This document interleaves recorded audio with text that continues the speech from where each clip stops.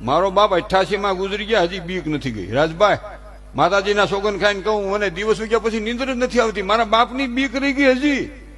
માતાજીને, ભગવાનને, કૃષ્ણને પ્રાર્થના કરવી કે મારા ઘરમાં એક કાયમ દખનાર દેજો, મારા ઘરમાં એક વડીલ દેજો, મારા ઘરમાં એક દખનાર દેજો, તો આ બધું કંટ્રોલ આલે. આ ડામણ વિનાના ઘોડા જેવું થઈ ગયું છે. સોકડા વિનાનું એલા ભાઈ, તમે કહા સમજો નહીં.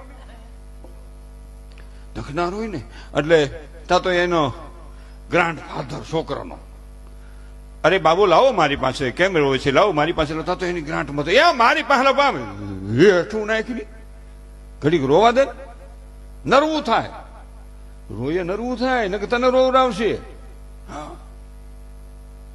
અને પછી તડકાનો બારો નહીં કાઢે.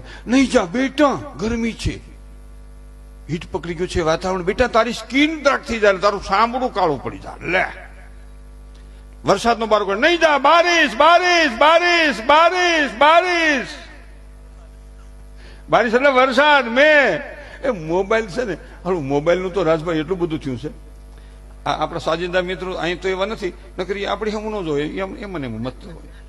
આ એવા નથી હો, આ એવા નથી. હવે તો બાથરૂમમાં મોબાઈલ લઈ જાય છે ને. બાથરૂમમાં હું મોબાઈલ ને કરવો છે, તો પાછું આવીને ન કહેવાય કોનો ફોન છે, ખબર ન પડે કે ભાઈ રાજભાનો છે, મથુરભાઈનો છે, કે ભાઈ વાસુભાઈનો છે, કરી જ ભાઈ ફોન. અને હવે તો ત્યાં પેલું બેહવાનું ખુરશી જેવું થઈ ગયું છે, અને પાછું એમાંય પંખો એટલે મસર બસરી ન આવે.